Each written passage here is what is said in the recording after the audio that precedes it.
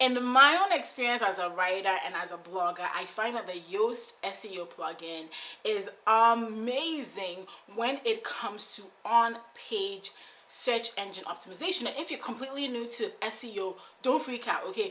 All that it is that it's a way of creating content so that people can find that content when they go to search. And so for instance, if let's say that you're somebody that sells pink lipstick, you want to be creating content about, different shades of pink and, all things lipstick, right? Because you want to be able to be found in search for that. So when somebody goes to type in the different shades of pink lipstick, all right, if you have optimized your content well on your website, then there is a potential that you can show up on the first page of Google when people search for that particular term.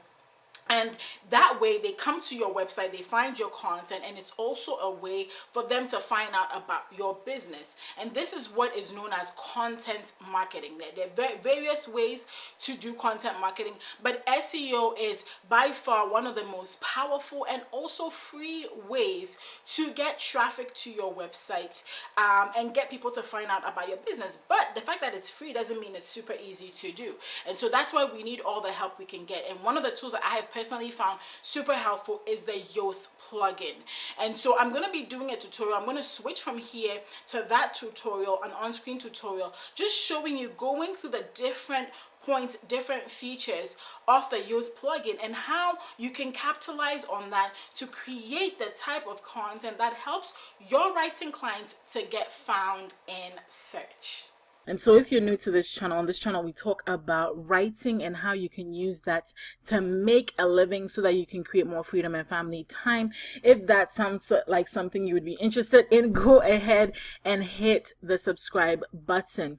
All right, so one of the ways that I add value to my freelance writing clients is to make sure that their posts are optimized for search engines. All right, and if you watched the video I did previously, and I'm going to link it in this video, I talked about tools that you can use to research keywords. And this is important because you can create content all day long. If nobody finds it in search engines, your website is a sitting website. It's not going to make you any money. It's not going to bring in any business, right? But the purpose of you as a freelance writer is to generate business for your clients. And one of the ways we generate business for our clients is for their stuff to show up in search so that people can know that they exist. It's a form of marketing. It's content marketing. Okay. And so you want to be able to do a good job of on-page SEO, on-page search optimization. And a tool that you can use to do that if you use WordPress is a tool known as Yoast SEO. And it shows up like so in if you download it into your WordPress backend. All right, and this is for self-hosted WordPress sites, not the WordPress.com sites. Okay, they're two different things. Okay. So the first thing I typically do when I want to write a piece of content that will do well for my clients in search is I go ahead and type a particular key phrase into search in Google and use keywords everywhere to look at the volume of search. So in this particular case, I was trying to create a piece of content around back pain. And I looked and found out that there are 200,000 searches for this particular phrase each month. So that's a good search volume. And then I have the Mayo Clinic, WebMD, medicine.net, and even the NIH showing up as the first 5 results for this particular topic in Google. But there's no reason why we cannot snag a place on the first page of Google.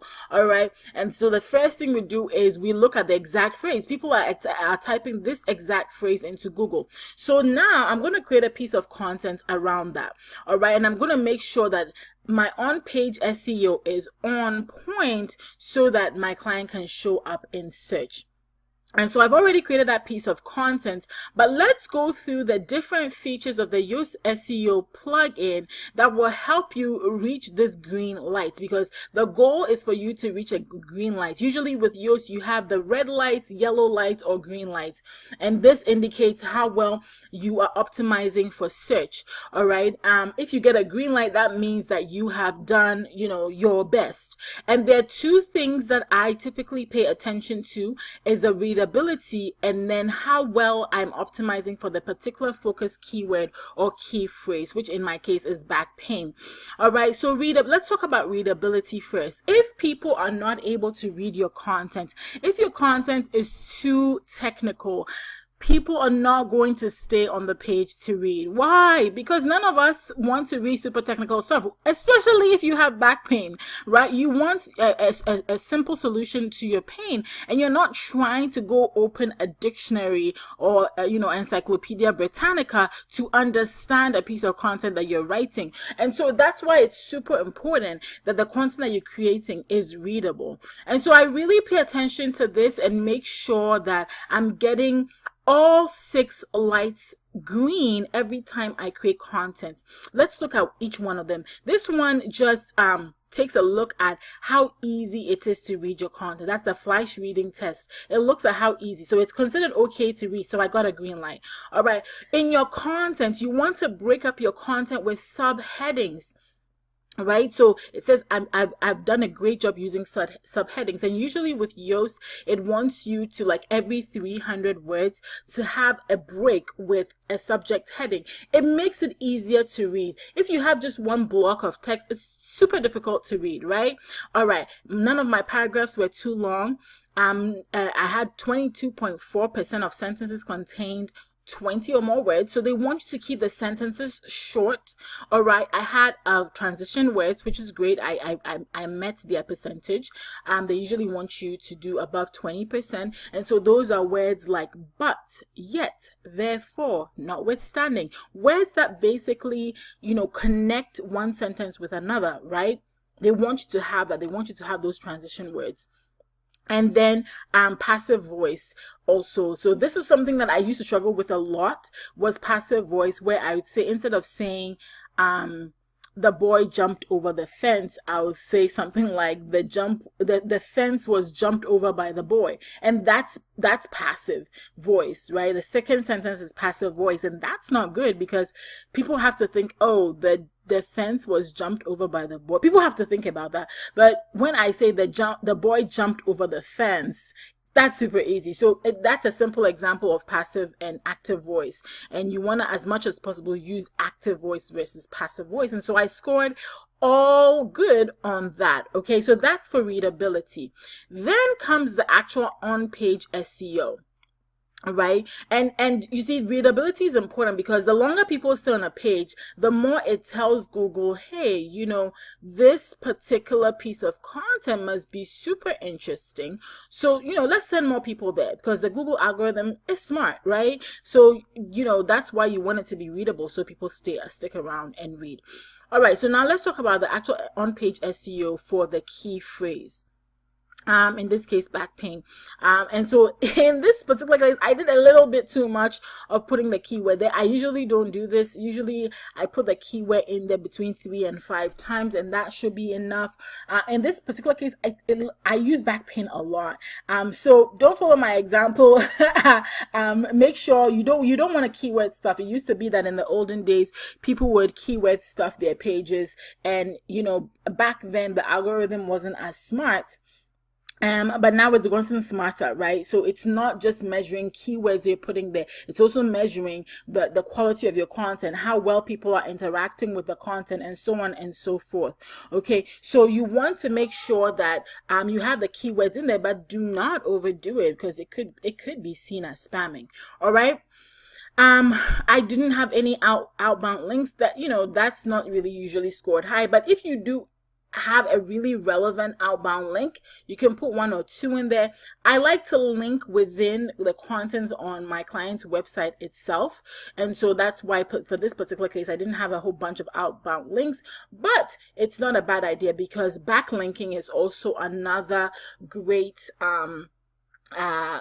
determinant of SEO or search engine optimization. So that's also something good to do if you can get somebody to link to you and vice versa.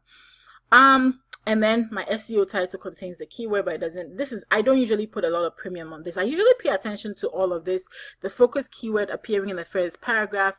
My meta description, this is what's going to be showing up in Google, and that's what I showed you here. This is the meta description, right? You want to make sure that that contains the keyword as well, and it has a good length. Usually it will tell you if the length is bad or not. There is usually, so something you'll see, yeah. So right here, when you click on it, you'll see that it's green. If it was orange, or red, it would tell you that that's not long enough, or that's too long. And so both for the title and right here, the meta description. Okay. All right, great. And then you have how many words are in it, right? So I have over 300 words. Images that have alt attributes. This is something I did not use to pay attention to. That's important. Whatever image you're going to use, make sure to change the alternative attributes to that particular image, and I'll show you how you can do that. So this is the image I used in the post. If we click on that right here where it says alt text, you can go ahead and put the keyword or key phrases you're trying to rank for in there as well. Okay, so that's what you do with changing the alt text. Sometimes some people actually put whole descriptions in there, or even the meta description in there. That's something you can do as well if that works for you. But Yoast says I did it, so I'm good. All right, I have internal links and so on, and so the keyword appears in the URL. So when you're writing this piece of content, you want to be paying attention to all these rules that SEO has, that Yoast SEO has, or Yoast has, to help you better optimize the that piece of content on the website. All right, and so sometimes I do, for this particular client, I get to work within her WordPress backend, but not every client has me working in their WordPress backend. And so even when I'm writing content just in Google Docs or whatever to submit to a client, I'm making sure I'm keeping all these rules in mind so that when they go to post it on their website, it is well optimized for search. So this is one way that you can add massive value to your client, and always think of it as, if that client gets more business because of the content that you're creating for them, then they'll keep coming back, because they'll be super happy with you. So that's what I wanted to share with you. If you loved this video, make sure that you leave me a comment below. Make sure that you thumbs it up. And yeah, if you're not subscribed, make sure to subscribe. All right, see you later.